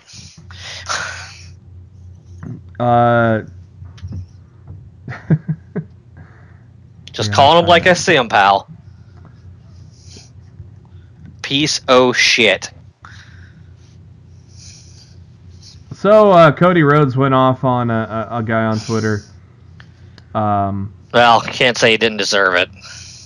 Yeah. Telling him that to say Vince doesn't hold back people is just flat out false. Cody replied, don't comment directly on my tweet as if I don't see it. And he goes, I have zero to gain. I work there. You didn't. You bought a ticket, not an education. Sit the fuck down. Cody. Honestly, I love it when Cody calls out idiots on Twitter. Because it's tremendous. Because people, like, there's little fuckers on Twitter who tweet and they at people. And It drives me nuts because they at people and they expect no consequence from their actions. So when a wrestler calls these people out on their shit when they're adding them, they fucking deserve what they get. You know, if I want to critique a wrestler on Twitter, I'm not going to add them. They get enough shit on a daily basis. If I have something negative to say, I'm not going to pile on their timeline, and be a dick to them. Because, that's not fucking cool. And Randy Orton with a great response to Cody Rhodes' tweet. He goes, "Damn!" in Ron Simmons' voice. Yeah. Can't wait to have you back one day, Code Man. Legacy reboot? I kid. He means you're gonna come back to Stardust. Oh, just kidding. They had a weird back and forth on Twitter after that, but I feel like it was an inside joke, and I'm not really sure what it meant. I think Cody's eventually coming back, but just did you see their back and forth after that? No, what did they say? Let me pull up Cody's Twitter account here real quick. All right, while you pull that up, we'll shoot down some more rumors. William Regal shot down a rumor, apparently reports were floating around that there will be a Latin American tournament this summer, and Regal said no. Which makes sense because, let's face it, that really doesn't make any sense. No. The Miz has been locked into another deal. He signs a new long-term contract that'll lock him up for another 4 years through 2022. Miz is currently 37. So obviously has a renaissance in his career ever since Maurice came back to the company. Obviously, we all know he appeared on Tough Enough and has built his career from there, including being the main guy in the Marine franchise for WWE Films. And, of course, Rolling Stone's Wrestler of the Year and marquee nominee for Wrestler of the Year as well. So, congrats, Miz. Good to know you're going to be sticking around. As Matt said earlier, Jason Jordan underwent neck surgery. That was announced today. He had an injury to the disc in his neck, which resulted in significant pain. And they did a minimally invasive operation to decompress the nerve and allow it to heal. No time frame on when Jordan will be back at all on that yet. Yeah, Cody tweeted back to Randy and said, in quotations, it said, lean your head out the window and get some air on those stitches. To which Orton tweeted back with quotes and said, sound advice. So, I'm sure it's an inside joke. Yeah. That they get and they think's funny, but I don't get it, and that's fine. It's not me to get. So. Holy shit, Matt! We're gonna talk Impact Wrestling right now. It's crazy. I watched it. I put her on. I think the only reason how I got time to watch it was because my DVR fucked up. Otherwise, we probably would have ran through it a lot faster because I probably wouldn't have been able to watch it, but I didn't get to watch Raw live on Monday. So, Matt Sydal is your grand champion. He took on Falaba, which is a big old dude, and Matt Sydal's not a big old dude, but Matt Sydal comes out on top. Are you glad all the judges and shit is over with the grand championship when they could just make it a secondary title? Yeah. Eli Drake, dummy, yeah. Him and Chris Adonis are backstage. They are. We're gonna have. Oh, this is funny. I interviewed Eli Drake early January, and I asked him, when are the Facts of Life coming back? And would you look at this? What do you got over here? The return of the Facts of Life. You're welcome. Thank you. I don't know what. Okay, so obviously I've been a little out of the loop lately in the Impact world, Matt. What's the deal with Caleb Conley and Trevor Lee? Just a tag team. I Right, don't really know anything else more than that. I couldn't quite follow what the hell they were doing. What do you think about this KM guy from Top Team? KM's an idiot.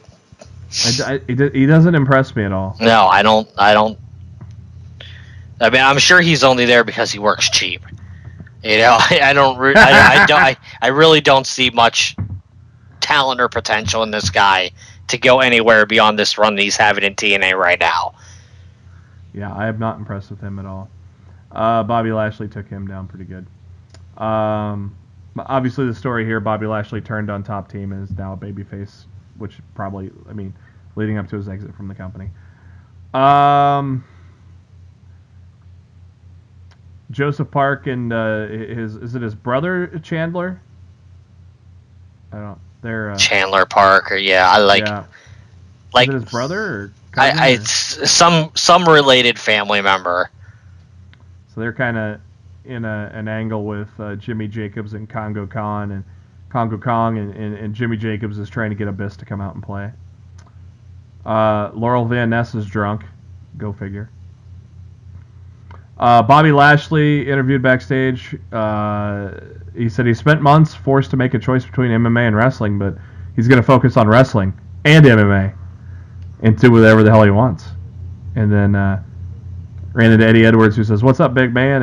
And well, Lashley ignored him because they had a big feud a while back. But yeah, you buy that? He's going to do both, Matt? I don't. No, I don't either. Unless it's indies, like, you know, indies here and there, and MMA takes the front seat. I don't know. You know, that could be possible, but Laurel Van Ness, we all know she's out the door. She took on Kiera Hogan, and I don't know. Do you know who Kiera Hogan is at all, Matt? I don't. I've seen her work on the independents. I think she's solid in the ring. I think using the Hogan name is a big mistake. In this business, because I feel like she will forever be attached to Hulk Hogan, even though it's clearly, you know, not supposed to be. But I feel using that name in general in this business is a mistake, because you're just going to be connected to Hogan by using it, even if that's her real name, and I don't know if it's her real name or not. But like, even if that is her real name, that shouldn't be the name that she should be using on the independents, because I just feel like it's not going to be beneficial to her long term, because when wrestling fans hear Hogan, you know what they think. So thanks to a distraction from Allie, who I got to interview her and her husband Braxton Sutter, and talk to them for about an hour. They were amazing to talk to. Such nice people. Love those guys. That was a lot of fun to talk to. Allie came out, distracted Laurel, and in her very first match, Kiera Hogan pins the champion. She's going to get a title match next week. A mystery person's walking out in the parking lot. Wonder who that is, Matt. Not a clue. Looks kind of like a greatest man. Maybe the best one that ever lived. I don't know. Yeah, it's kind of hard not to know who it is. It's their Twitter account gave it away a month ago. Alberto El Patron and EC3 backstage with McKenzie. They're tagging up tonight against Moose and Johnny Impact. And basically, Alberto and EC3 trade barbs and then end up with a tense handshake. I think EC3 is like goofing off knowing he's out the door at this point. LAX comes out. They took the titles from OVE. Matt, what are your thoughts on these two tag teams, LAX and OVE? Over it. Don't like either one, or? I really don't care about either one. I don't know much about. Well, I know LAX obviously back in the day, but this new LAX, it's not Homicide and Hernandez. So. And that's the one I care about. Yeah, so they were awesome. They were awesome back in the day. I don't know much about OVE, but I don't know. I like Sami Callihan. You know, these guys seem all right, but I don't know much about them at this point. OVE basically told LAX they got bigger fish to fry right now, but didn't say what they were talking about, and that annoyed Conan because they should be the ones they should worry about. But as Conan's John with OVE on the ramp, Trevor Lee and Caleb Conley attack LAX from behind with a pipe. McKenzie interviews Moose and Johnny Impact, and they got along a little better than EC3 and El Patron.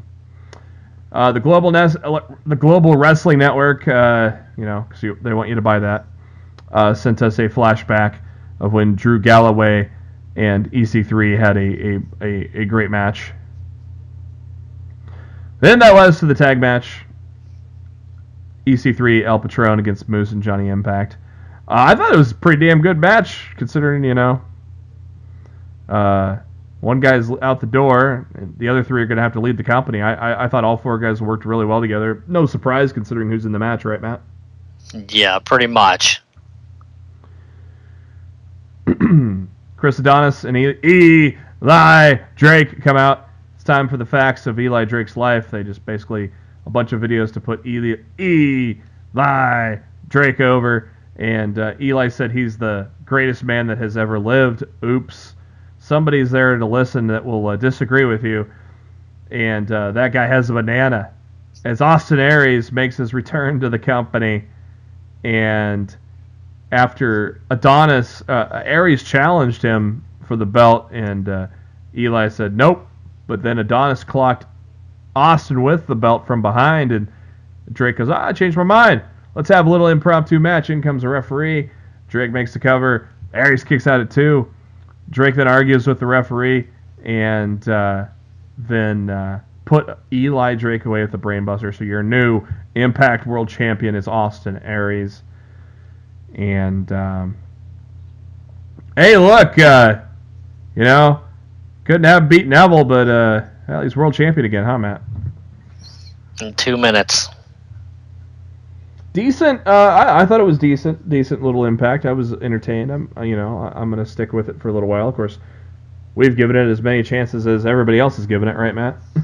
Yeah, I was expecting more from this match. Like I thought they'd at least get like 5 or 10 minutes. And as I'm watching the thing, like as it aired live, quote unquote, and I saw the time, I'm like, oh my god, he's gonna win this title in like 2 minutes, and he did. I'm just like. Look, I'm happy he's champ. I love A-Double, but all the work that Drake's done, the past 6+ months of being champ, and he loses it in 2 minutes, and like a segment to end the show like that, I couldn't help but feel bad for the guy. So, and I'm a fan, so that was a good run though for Eli. I mean, he held it for quite a while. Yeah, but it's just really it's a shitty way to drop the title. Yeah. Hey, vintage Impact Wrestling, right? Yeah. Well, like I said, they taped for 6 days of television, and everything that I remember reading, there was at no point where I felt like I needed to bang my head off a wall. So, I mean, that's a good sign for as far as their company is. And that's why we're covering Impact again on Lost in the Midcard. How about that? You're welcome, Ed. Live from Des Moines, Iowa, it is Monday Night Raw, episode 1289. And we start off with some promos. Wyatt cutting a promo on Roman Reigns, and Roman Reigns cutting a promo on Bray Wyatt. WWE plays up the feud they had that got started when Wyatt screwed Reigns out of Money in the Bank. That kicks off the opening match between Wyatt and Reigns for the qualifying of the Elimination Chamber match. And Gee, Matt, who's winning this one? Good match, though. Honestly, you know what? If they're not doing Hardy and Wyatt in Elimination Chamber, the smartest thing they could have done here is they could have let Wyatt win and shock everybody. Yeah. And then announced like the second chance 4-way at the end of the night and let Roman get in next week. That would have been that would have broke the internet. Everybody could have been like, "Oh my God, Bray Wyatt won! That's crazy. Roman's out." And I'm like, "Haha, Roman's still in. He's getting in next week." But that would have been awesome. That would have been like super trolling. Oh man, that would have been so phenomenal. Yeah, like I think that would have been great. To me, that's why I feel like we're getting a Hardy Wyatt match at the Chamber. Because if we weren't, I feel like they wasted a cool opportunity to shock everybody on Monday and let Wyatt get that win. And then, Roman got in the following week in that last chance fatal 4-way. We're jumping ahead of ourselves, but I think Wyatt and Hardy eliminate themselves out of the match somehow and brawl into the back, and Balor beats Cruz. I think that's how it's going to be. Yeah, I think Balor gets in as well. I feel like that's... I almost feel like that's a lock. Right the wrong from the night after the Royal Rumble. Why the hell? And if they wanted to, they could have him eliminate Cena.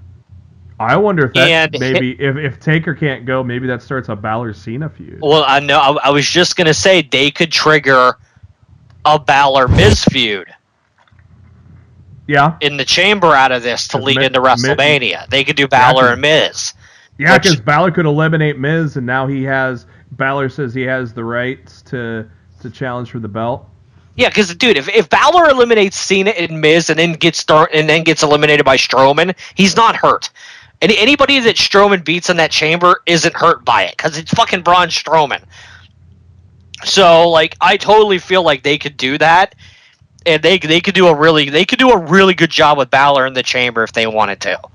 Yeah. So we'll see what they do in a few weeks. Great match, though, between Wyatt and Reigns. I loved it. Crowd loved it. They started chanting, "This is awesome" for it. These guys put on a pretty damn good show to start off the evening. After the match, Matt Hardy in the ring and nails Wyatt with a twist of fate and does some delete chants for the crowd. Good stuff there. Jason Jordan in the locker room. Seth Rollins wearing an Iowa's own Seth Rollins shirt, and Rollins talked about how Jordan's had injuries and wondered if he's healthy to go because this is their last chance at the bar. Jordan says he's 100% good to go. He's cleared by the doctors, and more on that later. Gallows and Anderson walking down backstage, and hey, there's Finn Balor. It's time for the club. Club comes out, followed by the Revival. Dawson on the mic saying how the Revival are tag team specialists.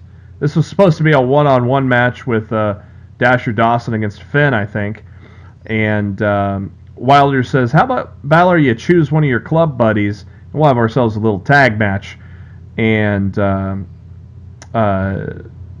Balor. Actually, Anderson and Gallows kind of talked amongst themselves, and Anderson spoke up and said, "I want this."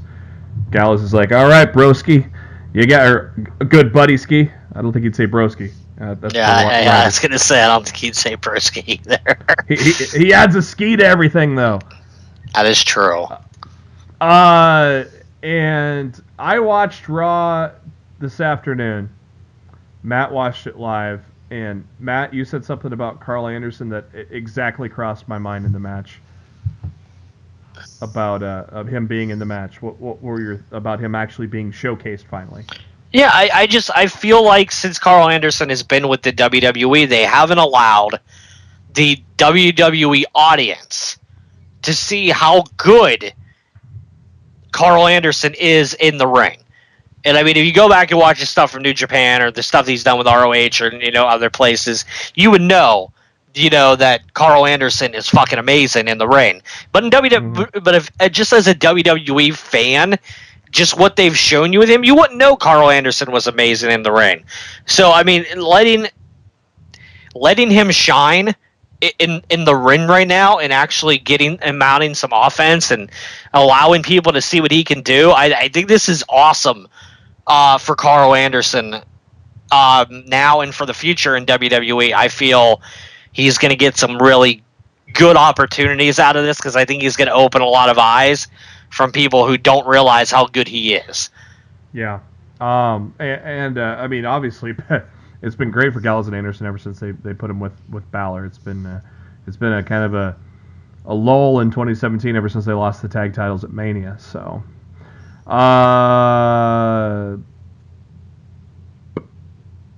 Balor hits the coup de grace on Dawson for the win after about 8 minutes in that match.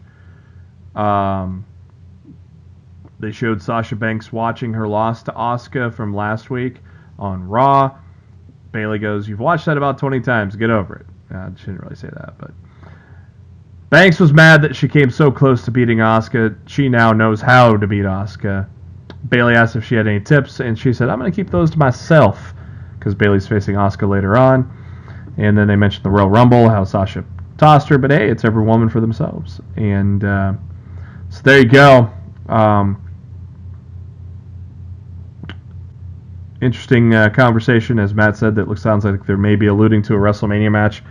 Do you think, I don't know, me, I'm almost thinking it may not be at Mania, but is Sasha going to be the one to end the streak of Asuka? I don't know. Maybe. I don't know. You never know when that streak's going to end. I think it'll end when people least expect it to. So that's what I'm thinking. That's what I'm thinking. Mania. I think it may end it. I could end at Mania, but no, I don't see it ending at Mania. I feel like when she loses, she'll be losing a title. Drake Maverick joins the crew on commentary for the cruiserweight match. Cedric Alexander and Mustafa Ali took on Tony Nese and Gabba Gulak. Went about 5 minutes. Quick match to put over the good guys. That lumbar check, so impressive. Good stuff. Kurt Angle in the ring to announce the women elimination chamber announcement of. I was like, why don't they have qualifying matches? And then I thought, oh, they probably don't have enough women to do that, do they, Matt? Yeah, they really don't.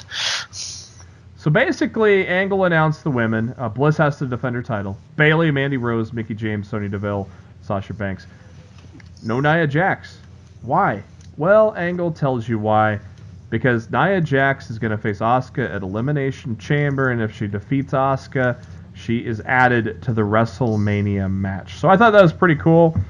They had one woman had to be the odd one out. So I think creative did a good job of kind of planning for that, at least, Matt, don't you think? Well, yeah, I mean, I guess they did as well as they could, but I still think it was kind of lame that Nia Jax, which I think could have done some of the cooler stuff in the Elimination Chamber, like due to her size, isn't going to get the chance to do that. Like knock a girl through a pod. Yeah, I think they could have done some cool shit with her in the chamber. Just kind of bummed that it's not going to happen. So Alexa Bliss then came out to complain, and because she has to defend her title in the chamber. This was so dumb. I was just going to ask your thoughts on it. She played the sexist card, saying, "Well, Brock doesn't have to defend his title. Well, you haven't defended yours since October." So that Kurt made a good point back there. Kurt basically standing his ground. And Alexa storming off mad. So yeah, I hated this entire segment. Like I absolutely hated it. And like honestly, like Naomi couldn't defend in like a couple weeks' time, and they stripped her of the title, and she was still there in time for WrestleMania to win it back. So like the whole thing to me was just terrible. Like honestly, Bliss hasn't defended the title on TV since October. Like the best way they could have handled this And Kurt could have been like, all right, you don't want to defend your title in the Elimination Chamber, fine. If you don't want to defend it, since you haven't defended it since October, I'm stripping you of the championship. I'm taking you out of the match. I'm putting Nia Jax in, and we're going to decide a new champion at the Elimination Chamber. And then she could have whined and complained and like, fine, I'll do it, and take it all. Like, just use some logic in the storyline a bit to make some fucking sense. This was easily the worst thing on Raw. I hated this segment. You asking the WWE to use logic? Yeah, how dare I? I'm such a dick. Asuka Sasha last week had a kick-ass match. You agree? Oh yeah, absolutely. I think Asuka's had kick-ass matches 2 weeks in a row. And Asuka Bayley a kick-ass match this week on Raw. The women got 11 minutes. Amazing match. Some great spots at the end there. Before Asuka took her down with the arm bar. So great work there by those two ladies, and hopefully somehow they can figure out how to book Bayley, because I mean you got the John Cena of the women right there, and yet they're fucking it up. I don't get it, but Asuka extended her hand for the handshake after the match. Bayley shook her hand, and Asuka left as a show of respect. Good stuff. And then we got we had a selfie promo with John Cena, a selfie promo with the Bar. I hate these, by the way. I thought the Bar one was pretty funny. It's not the fact that I hate the cell phone promo. I hate the name before it, like we're an idiot and we don't know who it is, and I hate the little lame ass Snapchat graphic garbage in words and stuff that they put up during them. I can't stand it. Like it's terrible. It feels like a Saturday morning kids show. Let's just say this: that stuff was fine for the mixed match challenge promo videos, but don't put it on Raw and SmackDown. Yeah, agreed. And honestly, it kind of makes more sense with the mixed match challenge because it is on Facebook, that uses like Snapchat like stories and stuff like that. So it makes sense in the Facebook universe, I guess you could call it, to do things. It's more of a lighthearted thing. Yeah, but it doesn't make sense to do this on the USA programming on Monday and Tuesday nights. It just doesn't. The Miz comes out and cuts a promo how he has beaten Roman Reigns and how he's going to go win tonight and then win at Elimination Chamber and take on the reigning, defending, undisputed Universal Champion Brock Lesnar. No, your name's not Roman Reigns, so that ain't going to happen. Good promo for the Miz as always, though. So Miz is awesome. Apollo Crews comes out with Titus Worldwide, and they have themselves a little 7-minute match. Match never in doubt. Miz gets the win with the skull-crushing finale. Next up, Jason Jordan is backstage with a medical dude and Kurt Angle. And Jordan said he was doing exercises, hurt his neck, and now cannot compete in the match. And Rollins is pissed off and asked Angle what should he do. Angle says he's going to have to forfeit the match. Rollins gets pissed, but then Roman Reigns comes up. Roman gives Angle a nod. Angle gives Roman a nod. Rollins and Reigns are teaming up to take on the Bar for the Tag Team Championships. Big dog looking for gold, JP. I thought what they did with Roman there, that was great. And I told Matt earlier today my theory of the 12-month plan to get the WWE Universe to not boo Roman is just to get us sick of Lesnar holding the title, and that's how it's going to happen. Oh, dude, Roman's taking that title in New Orleans. I mean, if anybody doesn't see that coming, you're fucking delusional. I thought this segment with Roman just showing up, though, I didn't expect it, so I thought that was really cool. How he already wrestled, so it's like you didn't expect him to come up and help his brother out, and I just thought it was a cool moment. So some good booking, It adds some goodwill to the Roman Reigns character because the crowd still absolutely loves Seth Rollins. Yeah, and they popped for when he showed up. Yeah, they popped when Roman showed up backstage. So the Bar taking on Roman Reigns and Seth Rollins. They went for 14 minutes. Great tag team match, but we all know who's winning at WrestleMania, so this match probably should not have been in any doubt for you guys that know who's going to win WrestleMania. The Bar takes a win, but it's interesting how the Bar got the win, though. Jason Jordan, guy that likes to show up when he's not wanted, he showed up to give, I'm like, okay, he did something good. He woke up Rollins. He told me he needs to tag in Roman. Okay, yeah. I'm watching this, and I DM Matt, and I go, okay, Jordan did a good deed. When's he going to fuck it up? Well, and he fucked it up when he got in the face of the Bar. Sheamus attacks him, knowing that Jason would probably attack him back, and he did, causing the DQ and thoroughly pissing off Roman Reigns and Seth Rollins. And as long as Jordan is physically able to compete, there's your setup for WrestleMania. We probably saw that coming. We've been mentioning it on the show for about a month now, probably how that's going to be the thing that happens with Jordan and Rollins. But there you go. And after they get back from commercial, I just can't see somebody that had neck surgery today being able to compete at WrestleMania in 2 months. Like yeah. To me, that just seems really dangerous. Especially, like, it seems like neck injuries are worse than seemingly any other injury that you can suffer in the wrestling business. Because neck injuries just flat out shorten careers. So I hope they're smart enough not to rush him back for Mania. This is always something they could do. They could carry on afterwards.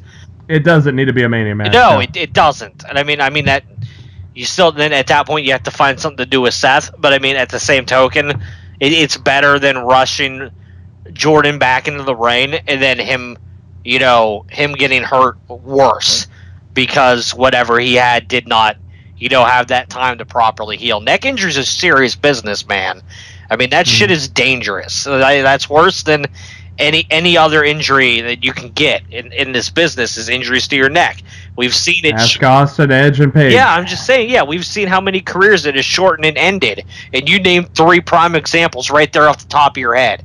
And there's clearly more, there's more than that. So... in the prime of their careers, too. Yeah, you got to be careful. You got to be careful. They have to play this one smart and think about the long-term health of Jason Jordan and not, rush him back for WrestleMania. So we'll see what happens, but I'm hoping they make the right call.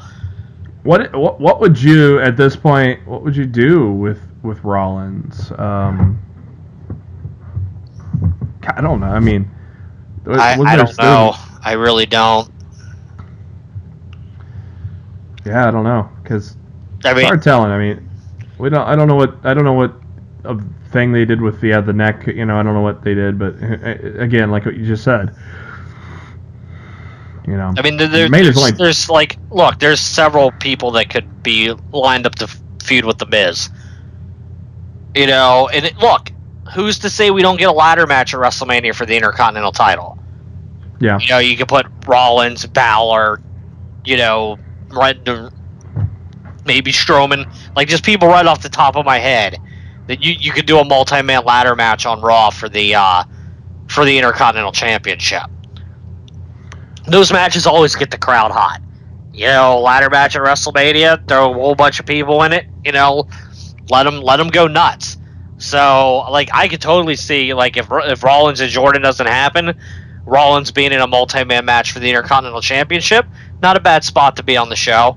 I mean, it's not ideal or probably, what he'd hoped for, a year ago from now. But, sometimes you got to deal with the hand that you're dealt. Yeah, and you got Miz, you got Balor, you got Rollins. I mean, you got main event star power in that match as it is. Yeah, and you can put some other people in there that you wouldn't expect. Like you could put Apollo Crews in there.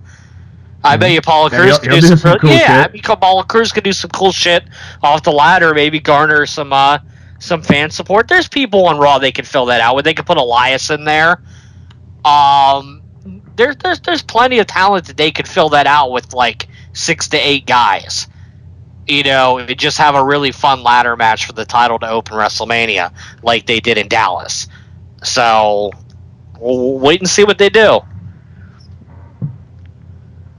After the commercial, Jason Jordan backstage with Rollins and Angle, and Rollins calls Jordan a selfish son of a bitch. I love this segment. That was awesome. And Angle told Rollins he's legitimately hurt, and Rollins regrets not hurting him himself. And then Jordan goes, "You gonna let him talk to me like that?" Angle yells at him, "Go home until you're medically cleared." So that's where we're probably writing off Jordan for a while. Nia Jax took on a jobber, killed her for a little. I heard the jobber was only 17 years old too. I heard she got into business at 17. I don't think she's 17 now. Oh, okay. WWE is not that stupid. They're not putting a 17-year-old in their wrestling ring before. Yeah, I heard she got started in the business at 17. I don't think she's 17 now. Then Jax cut a promo saying that when she's done with Asuka at Elimination Chamber, she'll be wearing that mask permanently. Ooh. I was so scared. I was so scared, JB. I'm sure you were. Mickie James and Sonya Deville were up next. James getting the win after 5 minutes with a roll-up. There was no reason Mickie James needed to win this match. Yeah. After the match, Absolution attacks, and Alexa Bliss makes the save. That's interesting. Bliss is just trying to find allies in the chamber. Yep. You know, and if Mickey's dumb enough to fall for it, you know, she deserves what she gets. I don't think she's dumb enough to fall for it. She did that once already. Fool me once, shame on you. Fool me twice. Yeah. And it's at this point where they announce the Fatal 4-Way next week to determine who is the final. And I like how they did this. I mean, you know, you guys lost but, you know, this guy may have had an easier draw than the other guy. So we're going to put you all four in a match for the last spot. I like how they did that with the Elimination Chamber. So Finn Balor, Bray Wyatt, Matt Hardy, and Apollo Crews will go on a Fatal 4-Way, which I think will probably be a pretty damn good match and pretty predictable, though. I think Matt and Bray are going to cancel each other out and probably fight to the back and leave Balor to beat Crews. So Elias is in the ring. That guy's kind of over. Des Moines with a big pop for him. He claimed he was going to be the halftime entertainment at the Super Bowl, but no, he wasn't. And he was going to sing about the Elimination Chamber, but John Cena cut him off that dick. I heard the halftime show was pretty bad, so maybe he would have been a better choice. Nah, I didn't think it was that bad. I didn't see it, so like I'm just commenting from what I heard. Like, and there was I heard a lot of people didn't like it, so. And there was a lot of outrage because he did the Prince tribute, and I'm like, yeah, really? You guys are just bitching a bitch. Shut up. No, that's the internet for you. Everybody loves to bitch, just to bitch. Yep. Main event time, triple threat match. The winner of this triple threat match gets to be the sixth and final entrant in the Elimination Chamber match. Elias, John Cena, Braun Strowman. And I thought this was a pretty fun, decent match. Obviously interesting to see Strowman and Cena team up to work on Strowman, but I mean, hell, that's what you got to do in order to survive the monster. Were you surprised at the finish, Matt? Not really. I mean, coming out sixth in the chamber doesn't mean anything. So no, I really wasn't surprised. Were you surprised that Elias pinned John Cena? Oh my God. You were probably happy though, right? I laughed. I won't say I was happy, but I laughed. So Elias will be the sixth one in the chamber, and somebody on Twitter said he better be playing the guitar the whole time until he enters the match. I agree. That would be fun. I think that would be distracting and taking away from the entirety of the match. I hope that does not happen. Strowman then took everybody to Power Slam City, bitch, to end the show. And that brings us to SmackDown Live, Kansas City, Missouri. Shane McMahon's already in the ring. Says he'd be normally ecstatic about tonight's main event between Kevin Owens and Sami Zayn, where the winner faces AJ Styles at Fastlane, but he's not.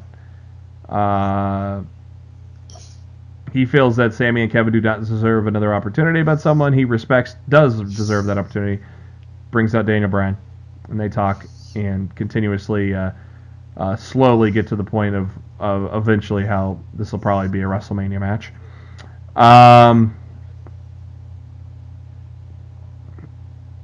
Yeah, when are they just gonna?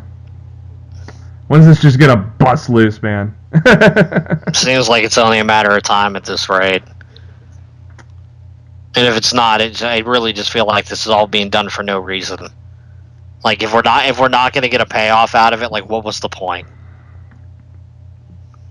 And of course, Shane brought up, more than anything in the world, you love to compete in this ring. And how can you let these guys do this? This is a cheap knockoff of the S movement and all that. And so yeah, this is all signs pointing to this WrestleMania match. Shane says, I see it. You're living vicariously through Kevin and Sammy because you can't wrestle anymore. Wait till you see the doctor's orders here, Shane O'Mac.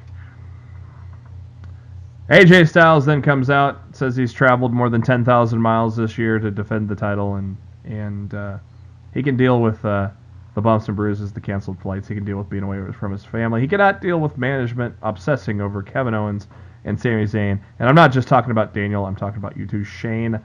Every decision you make that affects him, doesn't care who he faces, just stay out of the way tonight. And, well, he did kind of stay out of the... I guess they did kind of stay out of the way tonight, so... AJ kind of got what he wanted till the end. Well, AJ shouldn't have been at ringside. You know...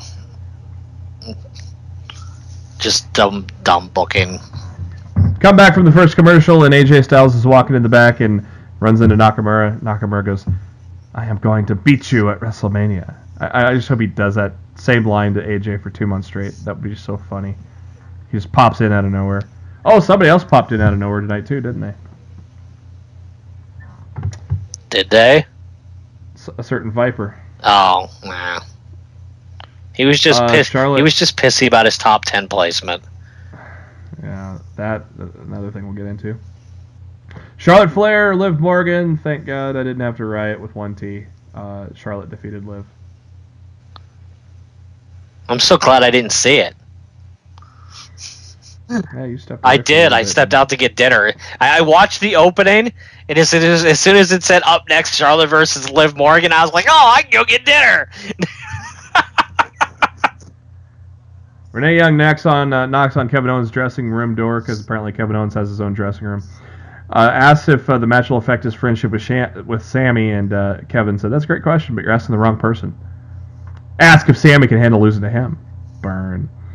Bludgeon Brothers killed 2 jobbers, and just like last week when the Bludgeon Brothers made their entrance while the Usos were still out, the Usos repaid the favor and stared them down, so obviously we're building to that little baby. Yeah, I got back just in time to see them beat the jobbers. Yeah, and the Usos cut a promo of kind of where they came from and where they are now. I think they've definitely gotten a lot better in the promo department over the past year. So good stuff from the Usos. Daniel Bryan then shows us his top 10 list and reminds us that it's from the WWE Superstars balloting. Number 10, Ty Dillinger. 9, Randy Orton. 8, Becky Lynch. 7, The Usos. 6, The New Day. 5, Rude. 4, Naomi. 3, Nakamura. 2, Charlotte. 1, AJ Styles. Yep. So I don't know where this is going. We'll see. I think they're just going to use it to create storyline feuds out of it. It's a new storyline tool. It gets people talking on social media to debate the rankings. It's not bad.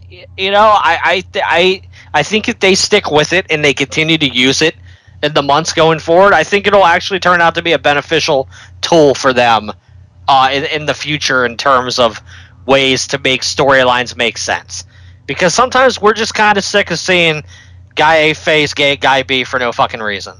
You know, and they're facing each other, you know, trying to, you know, fighting over, you know, trying to rise up in the rankings of SmackDown Live. That gives matches more reason to happen. I don't have a problem with it at all. I want to give the rankings idea a few months and see how they handle it and see where it goes. So I don't think it's that bad. No heels in the top 10, by the way. All faces. Because it was voted on by the locker room. Yep. So nobody likes the bad guys in the locker room.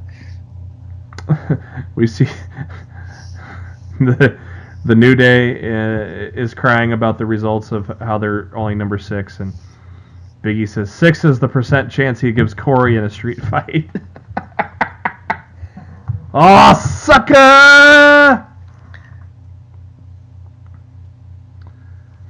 Oh, the subtle hints.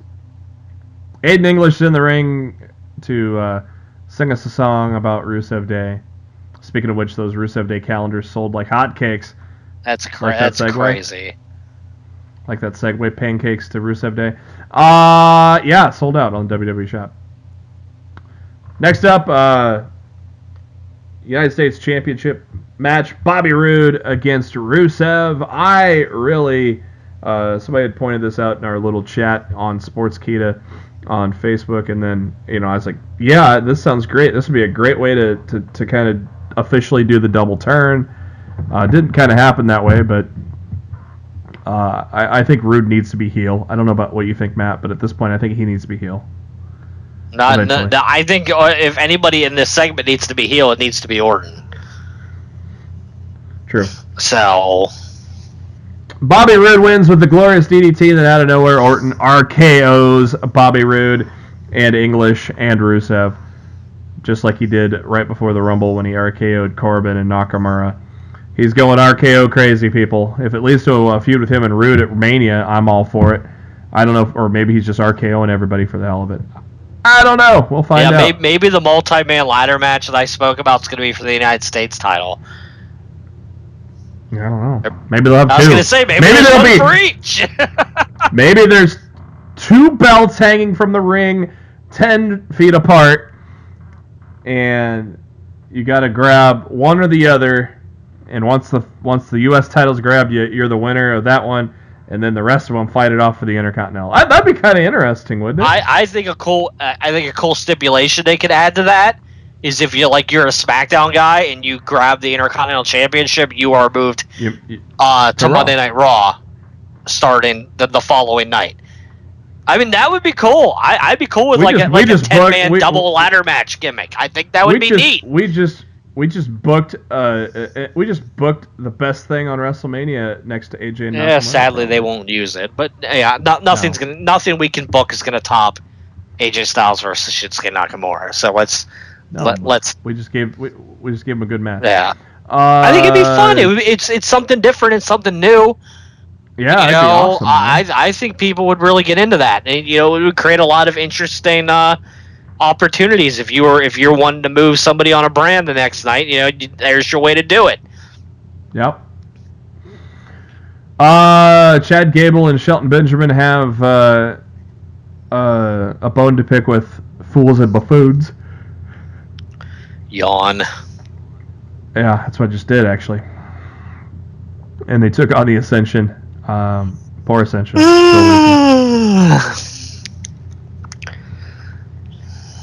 Sorry, I yawned too.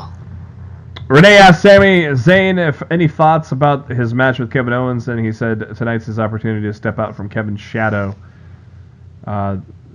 Kevin's won all the championships. That's fine. They're the best friends. They fought each other so many times. He knows Kevin. Kevin will stop at nothing, but neither will he. I was wondering if we were getting Finger Poke of Doom #2, but no, we actually got a pretty damn good match between these guys. Before that, they announced that Baron Corbin will be taking on a returning Dolph Ziggler. That's 2 heels, so I don't know what they're doing there. Are you okay there? What do you think of the main event tonight? Speaking of yawning, Dolph Ziggler versus Baron Corbin. Oh my God.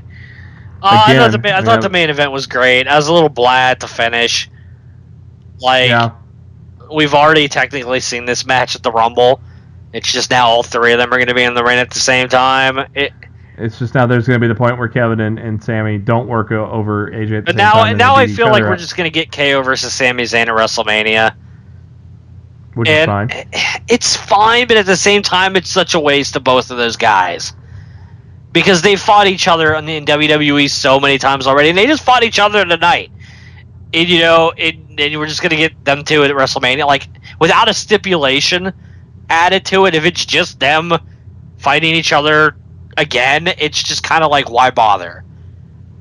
I honestly, I'd rather see them against the Usos for the tag titles. You know, I mean, No, to man. me, that would be more interesting than, them facing each other again. So you have the Usos survive the Bludgeon Brothers at Fastlane? If they were going to do KO and Zayn against the Usos, I would, but I don't think they're going to. I think if the Bludgeon Brothers face the Usos at Fastlane, the Bludgeon Brothers should win the tag titles. I think Harper and Rowan need all the help they can get to legitimize that tag team in the eyes of the fans. And I think a dominating win over the Usos and taking those titles would be just the thing they have to do. All right, ladies and gentlemen, that's going to do it for this edition of Lost in the Midcard. I'll be back at you next Thursday. Thank you to SpiderDuck.net for being our host and enabling us to be on iTunes and any of your favorite podcasting apps. What you got to do is search for Lost in the Midcard. Hit that subscribe button. That way you know every time a new episode comes your way every Thursday and Monday after a WWE pay-per-view. You can find the links to that on our pinned post on Facebook, facebook.com/LostInTheMidcard, or our pinned tweet on at LITMC Podcast, where we also share a lot of the great tweets from the wrestling world. Matt's on the Twitter at Raw of Showtime. I'm on the Twitter at JB Huskers. And before we ride off into that sunset, Matt, what are your final thoughts? Road to WrestleMania starting a little slow. How long? Hoping they pick it up in the next couple weeks, so we'll see what happens. For Matt Black, this is Jeremy Bennett. Thank you for tuning in to Lost in the Midcard. We will catch you